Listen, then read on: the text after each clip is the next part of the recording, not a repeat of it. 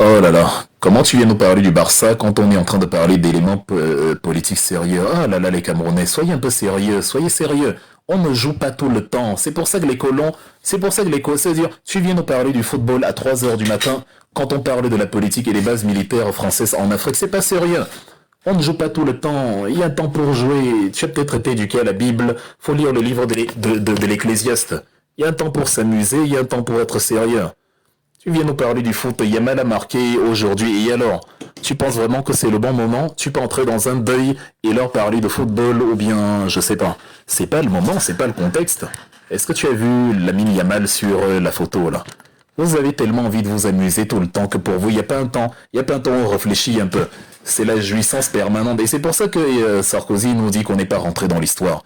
On passe le temps à jouir, on passe le temps à s'amuser. Alors qu'il y a de vrais sujets, c'est, ah, voilà un autre. Du n'importe quoi, laisse la Côte d'Ivoire parler de ton pays. En fait, vous voyez, cher pastéfien, vous voyez que vous faites exactement comme Ouattara. Ouattara, le France-africain. C'est-à-dire, chez Ouattara, quand tu parles de lui, les fans de Ouattara te disent laisse Ouattara parler de ton pays. Si j'avais dit quel est le meilleur président, ils auraient dit ah Wilfred, vraiment tu es un digne fils d'Afrique.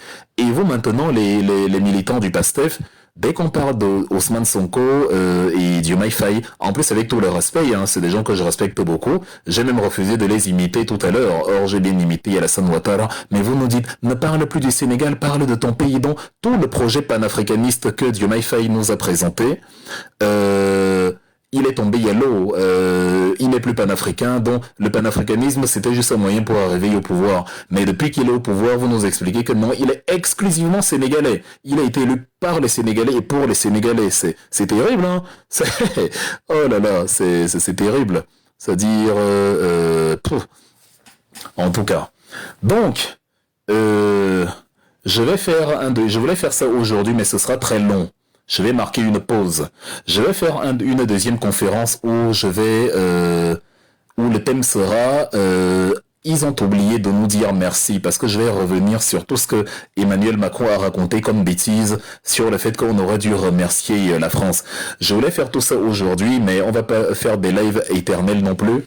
Et voilà. Mais bon, comme il y a quand même 800 personnes, on va faire 10% de cette partie-là aujourd'hui. Et en tout cas, je disais que j'étais d'accord avec Ousmane Sonko quand il dit quand même que c'est voilà, la France en fait n'a pas la légitimité d'opérer en Afrique. Ça c'est très vrai. Et quand il dit que la France serait allemande si nous ne les avions pas aidés, ça c'est très vrai également. Donc je vais bientôt clore ce live et je vais quand même ouvrir une brèche sur la partie où Emmanuel Macron dit si les soldats africains pardon, Ousmane Sonko dit si les soldats africains n'avaient pas été mobilisés lors de la Deuxième Guerre mondiale pour défendre la France, celle-ci serait peut-être encore allemande. C'est la vérité, c'est la vérité, c'est la vérité, c'est très vrai. C'est très très très très très vrai d'ailleurs. Il y a d'ailleurs une chanson de Michel Sardou intitulée Les Ricains, où il dit si les Ricains n'étaient pas là, vous seriez tous en Germanie. Bon, là il parle du débarquement de Normandie où les Américains sont venus voilà à la rescousse de la France, mais il y a eu d'autres débarquements de Provence, il y a eu là où les Africains sont intervenus pour aider la France, il y a eu la bataille de Toulon, la bataille de Marseille, la bataille de Bir Hakeim. D'ailleurs, vous avez un pont en France là au niveau du pont à l'ouest, là, au niveau non loin de la Tour Eiffel, dans l'ouest parisien, le pont de Bir Hakeim. Un pont bifonctionnel où le métro passe au-dessus et les voitures passent en dessous.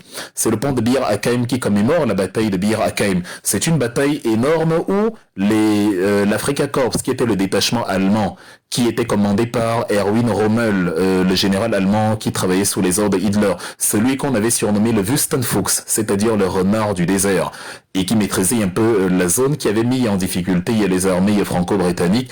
L'Afrique a servi de chair à canon à la bataille de Bir Hakeim pour épuiser les munitions allemandes et permettre aux troupes du général français Marie-Pierre Koenig de mettre en déroute les armées de Hitler. C'est une bataille qui s'est déroulée je crois de mai à juin 1942. Je crois que c'est une bataille qui a duré 15 jours. Je crois que c'est du 26 mai au 11 juin 1942. Donc quand vous allez à Paris et que vous voyez la station de métro Bir Hakeim, souvenez-vous à quoi ça renvoie. Dites-moi en commentaire en tout cas, s'il y a quelqu'un ici qui connaît la station de métro Bir Hakeim à Paris. Il y a en tout cas le pont du même nom et maintenant vous savez d'où vient le nom parce que quelqu'un peut s'interroger mais que fait un nom arabe ici? Bir Hakeim, ça désignait une petite localité, une sorte de point d'eau désaffecté au sud de Tobruk, dans le nord de la Libye.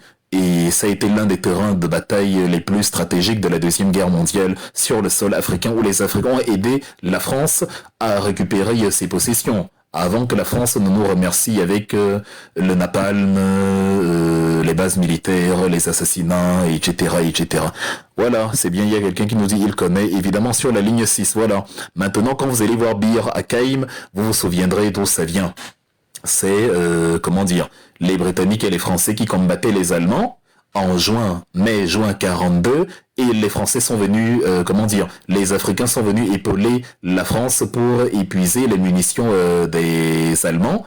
Et voilà, on a tué quelques-uns de nos ancêtres comme ça là pour vider un peu le chargeur des Hitlériens. Et voilà, et maintenant ils ont fait le boulot, ils ont terminé le travail, l'un des terrains sur lesquels ils ont vaincu les Allemands. Et en plus, on les a aidés à Toulon, à Marseille, quand dit débarquement de Provence, bref, ce sont ces batailles-là où on a été là. Donc Emmanuel Macron dit qu'on oubliait de lui dire merci.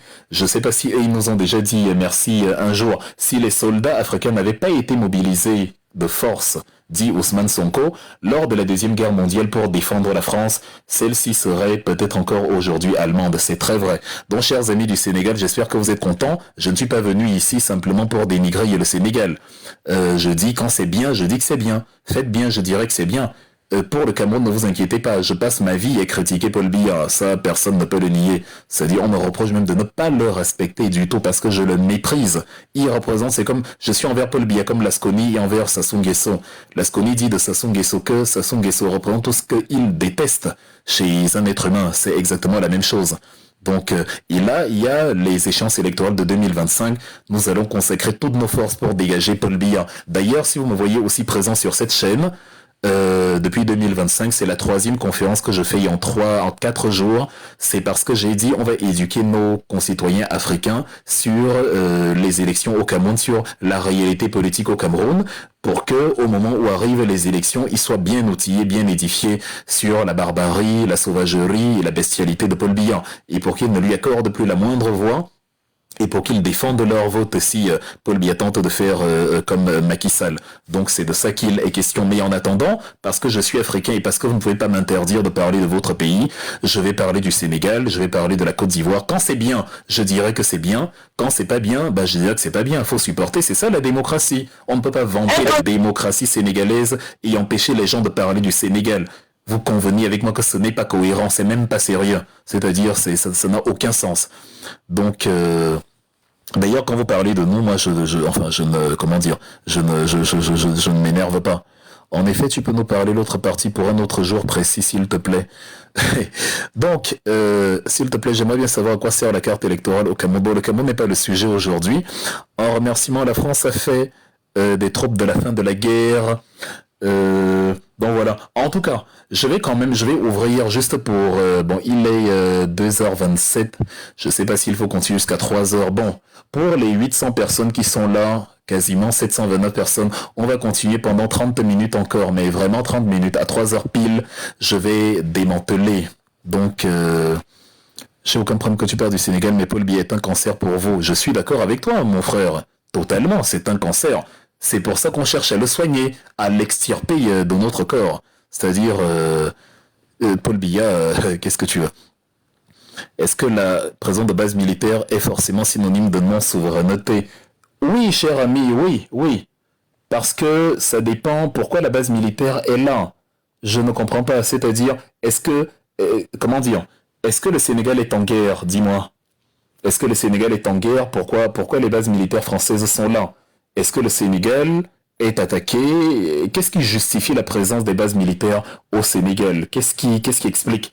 Ils sont là pourquoi? Enfin, pourquoi sont-ils là? Ils se défendent contre quoi? Je sais pas. C'est-à-dire, I don't understand. Wilfried, parlez-nous de Djibouti. Macron ne veut pas nous lâcher. Alors, je ne vais pas m'éparpiller aujourd'hui et il faut bien clore ce live. Vous me demandez mille et une choses. Bon, encouragez quand même le live en m'envoyant quelques présents. S'il vous plaît, encouragez le joueur qui marque de beaux buts. Si vous n'encouragez pas, je romps le live.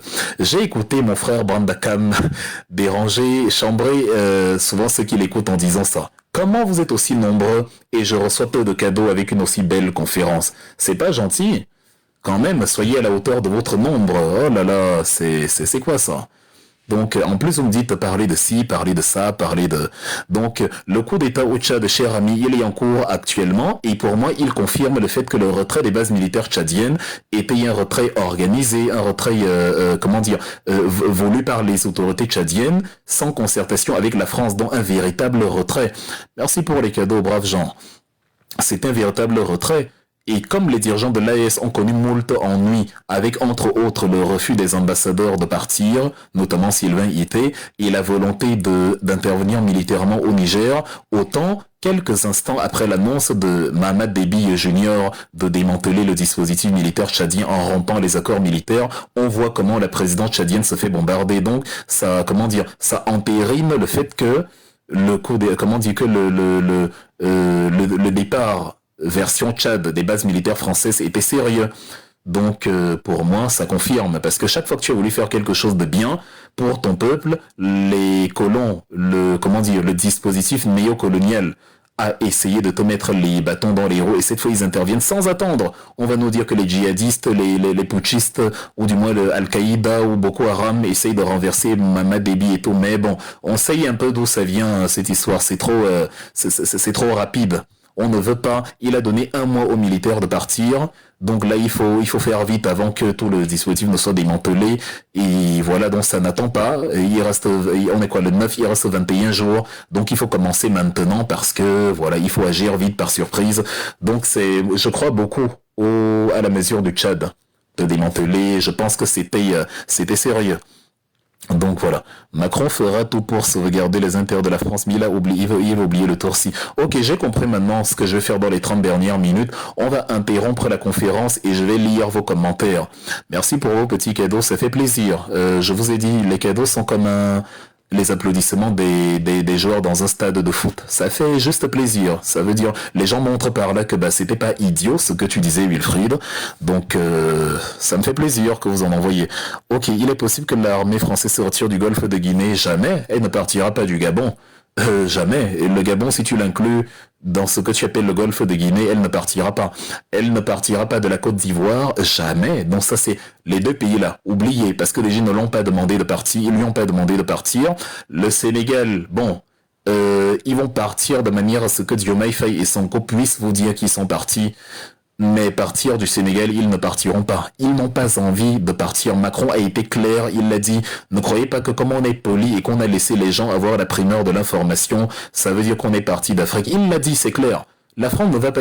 Elles sont là par amour d'être là. Et chers frères de Djibouti, j'ai expliqué sur le cas de Djibouti, à ceux qui sont là, peut-être ils n'étaient pas encore présents, j'ai expliqué à nos frères ici que pour Djibouti, c'est un paradigme économique. Pour passer de l'Asie à l'Afrique, vous savez que l'Asie, c'est un grand pôle de fabrication de marchandises. Le Japon est un grand pays exportateur, vous connaissez toutes les marques japonaises, BMW, Toyota, Mitsubishi, Yamaha, Kimco, Kawasaki, les jeux vidéo, PlayStation, Nintendo, Sega, Sony, bref.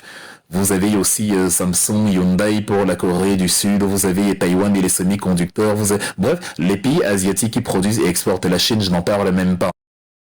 Produisent et exportent la Chine, je n'en parle même pas. Ces pays sont obligés de passer par Djibouti, c'est-à-dire par le petit bras de mer qui relie le golfe d'Aden à la mer Rouge, qui est dans le détroit de Bab el-Mandeb. Bab el-Mandeb, ça veut dire, je crois c'est en arabe, ou en amharique, c'est en arabe, le détroit la porte des lamentations. Donc, et il y a Bab el-Mandeb, c'est donc la petite route là qui permet aux bateaux, aux navires, aux cargos, de traverser, d'arriver en Europe sans avoir à contourner le continent africain. Parce que quand tu entres dans le détroit, tu arrives directement sur la mer Rouge et il y a évidemment dans l'isthme de Suez qui rattache l'Afrique à l'Asie et qui appartient à l'Égypte, on avait creusé un canal il y a plus d'un siècle, le fameux canal de Suez. Un jour, je vous parlerai d'ailleurs de tous les problèmes que Gamal Abdel Nasser a eu avec les Britanniques et les Français et Israël en 1956 sur cette histoire du canal de Suez. Et donc, tu passes par le canal de Suez, tu arrives sur la mer Méditerranée et tu peux alimenter les ports de l'Afrique du Nord, les ports du Moyen-Orient, les ports de Turquie, de Grèce, les ports d'Europe occidentale, d'Europe du Sud. Bref, c'est un raccourci. Donc, c'est un endroit stratégique et c'est pour ça que la France est là-bas. Mais il n'y a pas que la France là-bas, tout le monde est là-bas. Même les Italiens sont là-bas. Les Chinois sont là-bas. Ils ont d'ailleurs la plus grande base militaire leur première base militaire hors Chine, c'est Djibouti, la plus grande base militaire du monde littéralement. Ils ont une capacité de 10 000 personnes qu'ils peuvent accueillir. Et bon, ils sont à une dizaine de minutes de voiture de la base américaine, qui a aussi un grand contingent, 4 à 5 000 soldats que les États-Unis peuvent déployer là-bas. La France a 1500 soldats, évidemment, là-bas. L'Italie a une petite centaine. Bref, c'est une zone très convoitée parce que l'essentiel du commerce maritime se joue par là. Un pays comme Singapour, dont le port de Singapour est un port stratégique pour le fret international, les marchandises qui viennent de Singapour passent aussi par le détroit de Bab el-Mandeb et par Djibouti.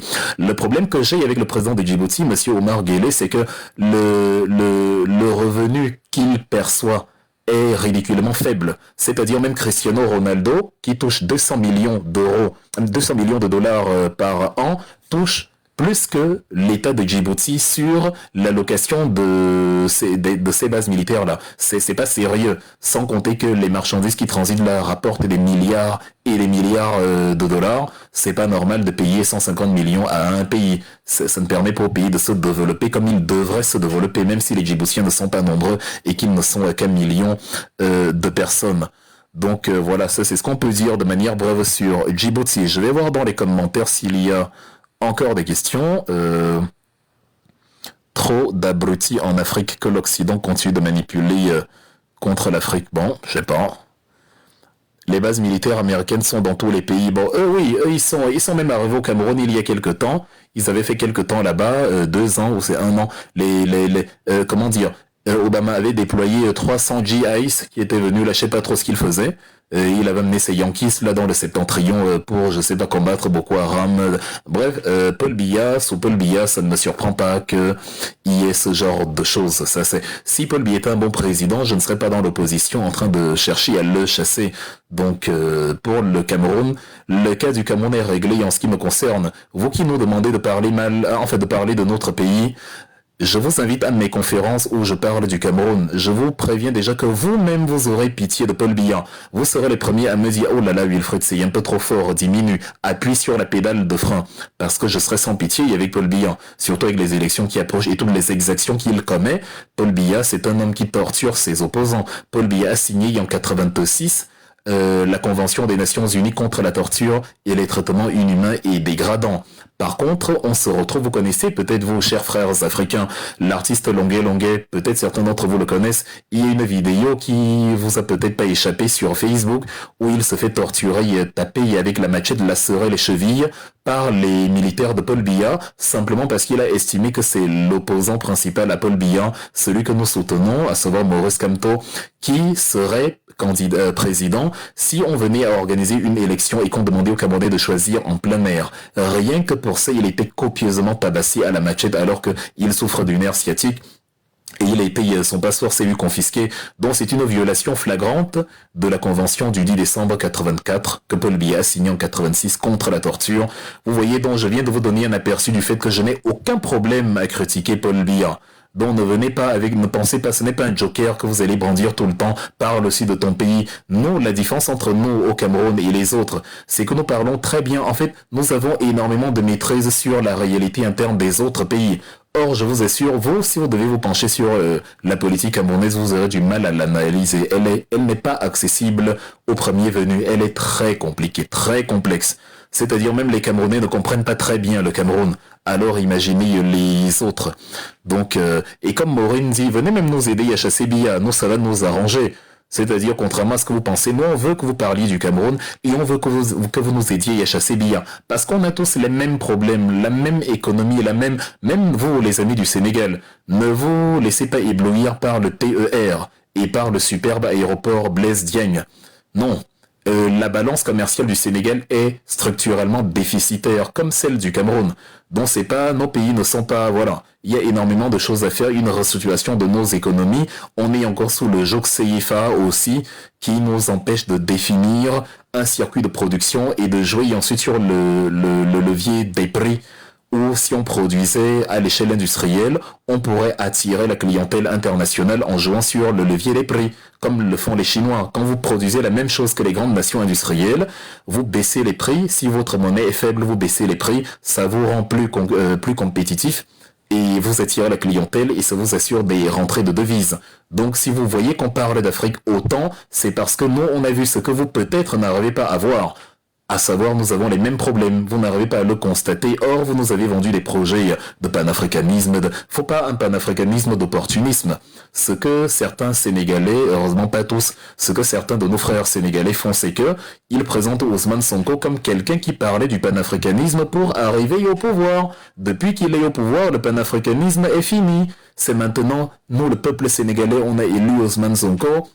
Donc occupez-vous de vos pays, laissez-le... Non, c'est pas ce qui était prévu, mesdames et messieurs. Là, il y a tromperie sur la marchandise. Alors, quel impact l'Afrique aurait du retrait de l'impérialisme Penses-tu que ça réglera les problèmes?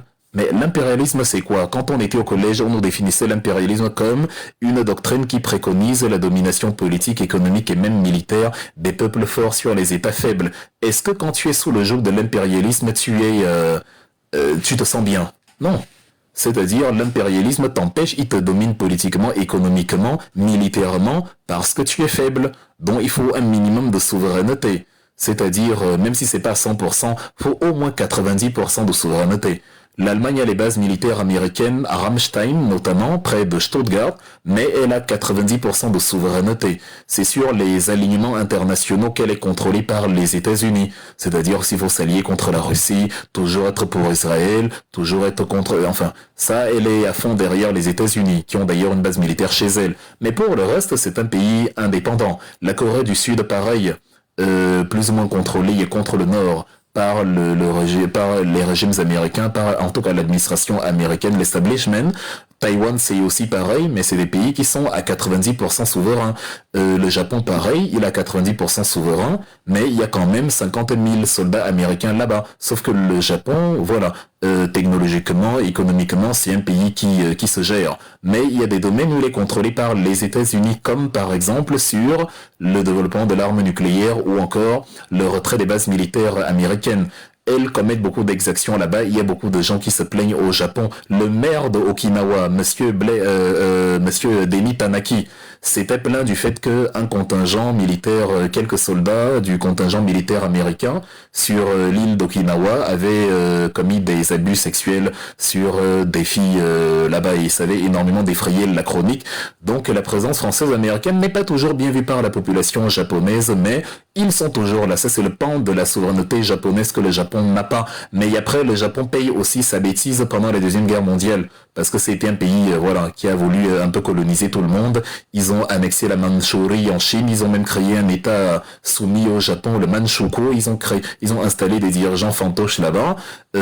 Sur le mécanisme de la France-Afrique, ils ont utilisé des Sud-Coréennes comme prostituées de guerre, qui devaient soulager les soldats pendant la guerre, et ils sont allés bombarder les Américains à Pearl Harbor le 7 décembre 41, ce qui a d'ailleurs entraîné l'entrée en guerre des Américains et l'utilisation par le président Harry Truman des 2 bombes nucléaires sur Hiroshima et Nagasaki, ce qui a calmé le Japon et qui a obligé le Japon à s'aligner, et à déclarer forfait et à signer la capitulation.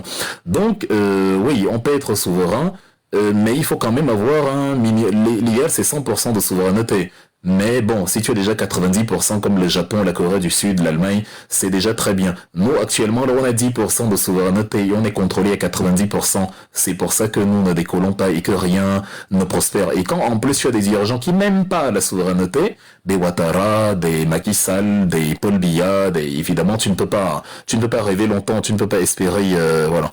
T'es prof de fac? Non, moi j'ai pas de diplôme, je suis un simple citoyen qui aime la recherche, qui aime s'informer, qui aime, la connaissance. Cher Anta Diop disait, armez-vous de science jusqu'aux dents. La science fait que la connaissance et la recherche fait qu'on ne peut pas te manipuler. Tu connais l'histoire, tu sais y analyser les paradigmes, tu sais d'où tu viens, tu sais où tu vas. Mais c'est une souveraineté de façade car ils n'ont pas de pouvoir décisionnel. Oui, je suis d'accord. Le Japon, par exemple, la preuve, quand le premier ministre de l'époque, Shinzo Abe, a commencé à réfléchir sur l'éventualité de réarmer l'armée japonaise et de lui doter même d'une défense nucléaire, vous avez vu, il a été curieusement assassiné. Le premier ministre japonais Shinzo Abe. On ne veut pas que le Japon développe l'arme nucléaire. Les Japonais, les Américains ne vont pas accepter ça. C'est pas tes connaissances, c'est ton débit qui est chargé. Ben oui, il faut dire, enfin, faut pouvoir dire beaucoup de choses en peu de mots. Vous avez vu comment les Européens parlent. Les Africains parfois parlent trop lentement. Ça fait qu'en 2 heures, un Africain a dit ce qu'un Européen peut dire en 22 minutes. Voilà, la vie, faut communiquer le maximum d'informations. L'information, la conférence est enregistrée, donc vous pouvez la réécouter. Faut donner les informations parce qu'elles sont utiles. Faut pas que ce soit incomplet. Surtout que j'ai dit j'ai arrêté il y a 3 heures du matin. Merci quand même pour tous ceux qui sont là. Est-ce vrai que sortir du CFA, c'est juste une lettre? Bon, c'est ce que dit dans les documents présentés comme officiels, la disposition numéro 17 sur ce qu'on peut appeler la charte du CFA. Il faut notifier la France qu'on va sortir. Après, quand on voit ce que les dirigeants font aujourd'hui, j'ai envie de te dire oui.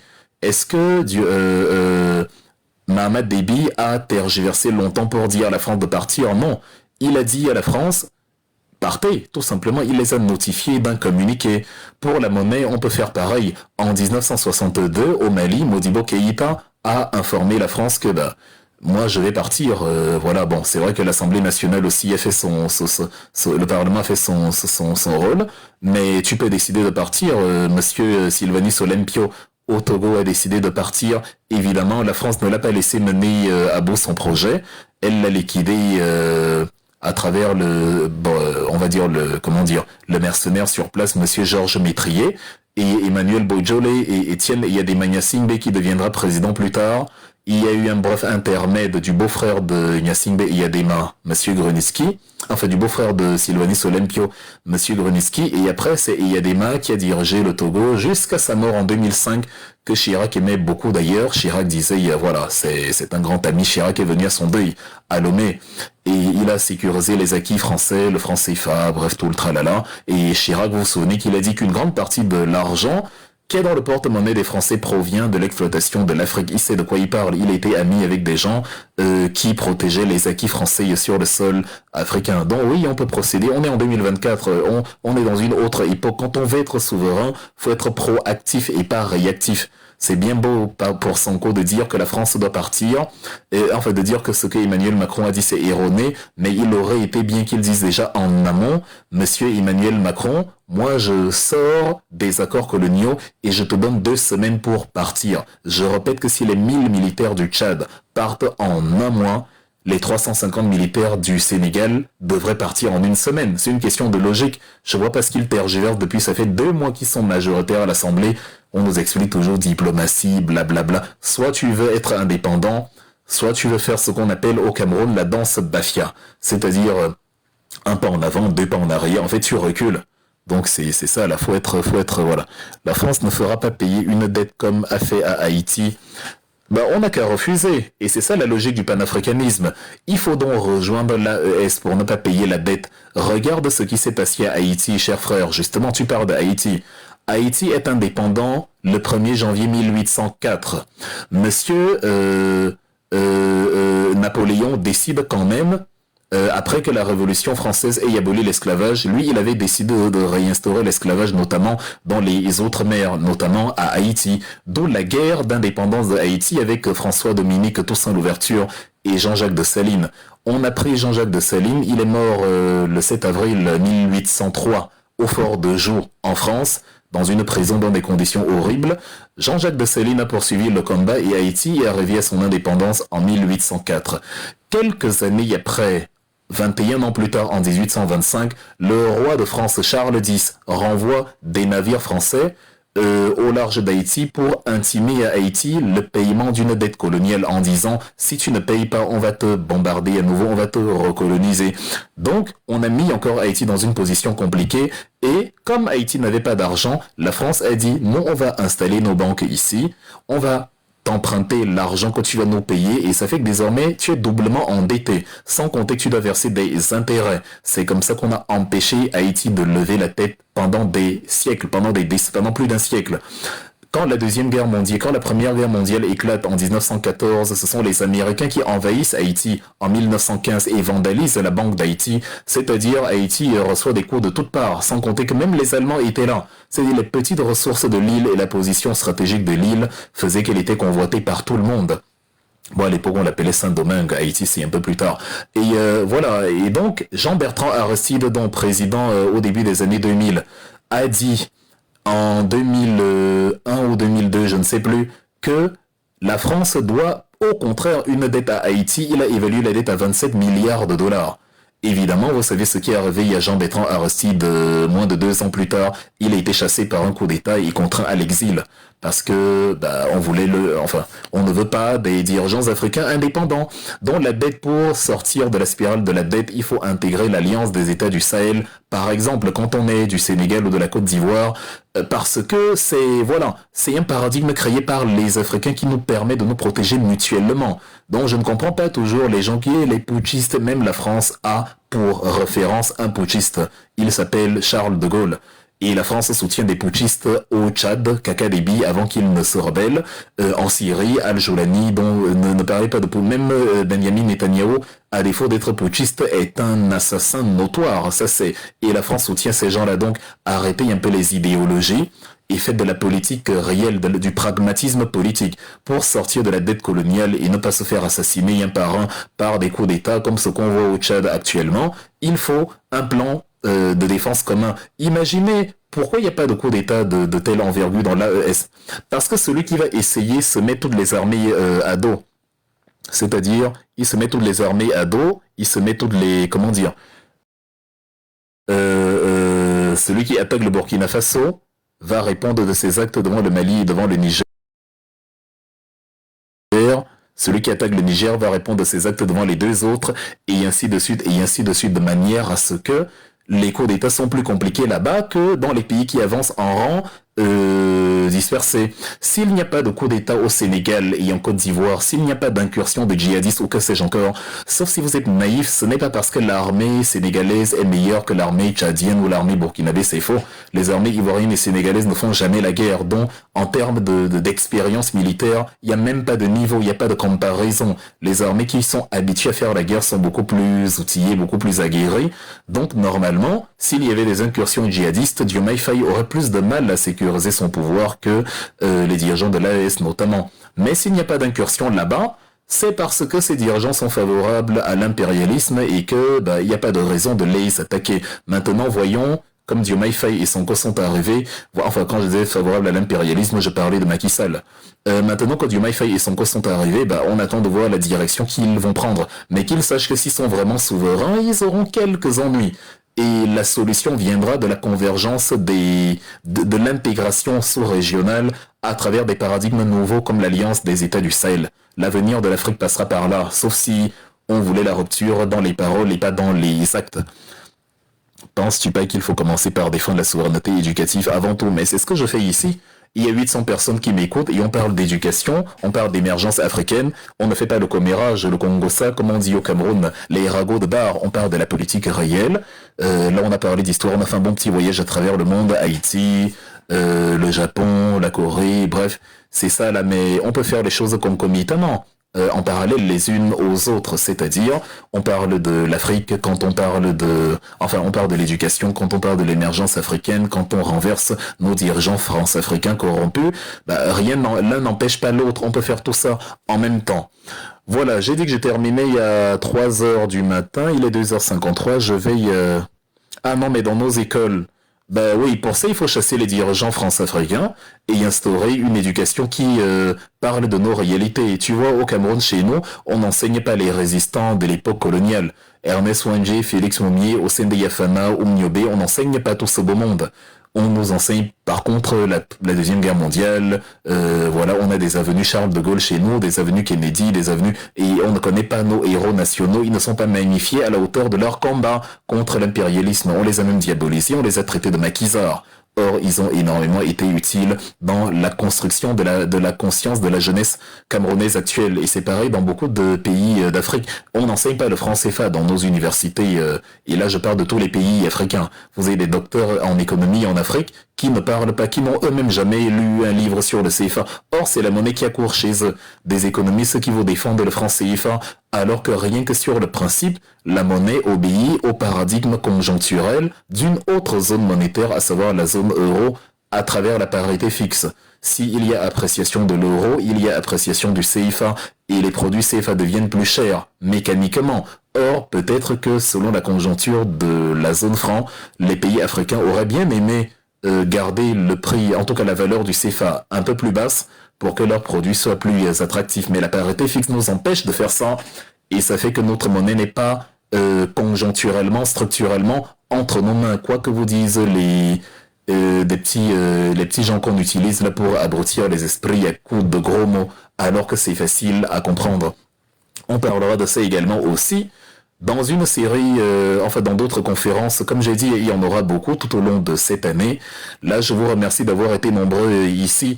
Je ne m'attendais pas à ce qu'il y ait 800 personnes. La chaîne est toute neuve. Hein. La deuxième partie, évidemment, je vous ai dit, ce sera dans moins de 5 jours. Ou même demain, bref, peut-être même demain, je parlerai de la partie où Emmanuel Macron dit « On a oublié de nous dire merci ». Donc, abonnez-vous à ma chaîne, vous qui n'y êtes pas abonnés, ou abonnez-vous à ma chaîne avec le mécanisme d'abonnement. Maintenant, pour ceux qui veulent savoir plus sur mes activités, je suis aussi écrivain. Donc, pour ceux qui ne me connaissent pas, j'ai écrit des livres. J'ai écrit un livre politique sur ma campagne politique au Cameroun. Donc, vous pouvez l'acheter. Ce livre-là, il est disponible sur Amazon, tout simplement. Il s'intitule « Tu dois t'impliquer » de Wilfried Ekanga. Et vous verrez que nous parlons du Cameroun tout le temps et que ça ne sert mais vraiment à rien de nous dire « Parle un peu du Cameroun ». Donc, si vous avez aimé cette conférence et si vous avez envie d'en savoir plus en attendant la prochaine, procurez-vous mon livre sur Amazon. Maintenant, si vous voulez un exemplaire dédicacé de mon livre, vous pouvez m'écrire par messagerie. Le livre coûte 20 €. Vous pouvez m'écrire dans la messagerie TikTok. Je vous envoie un exemplaire signé par la poste. Donc, on convient des modalités d'envoi. C'est ce que font ceux qui ont besoin d'un exemplaire signé. En fait, j'en ai écrit 2. Le deuxième, c'est un livre pour l'éducation des enfants. Toi qui me parlais d'éducation, ça parle d'Afrique, ça parle d'aventure, ça parle de contes et légendes dans notre jeunesse. Le titre, c'est Le village d'Iming. Et Iming, dans ma langue maternelle, ça veut dire la vie.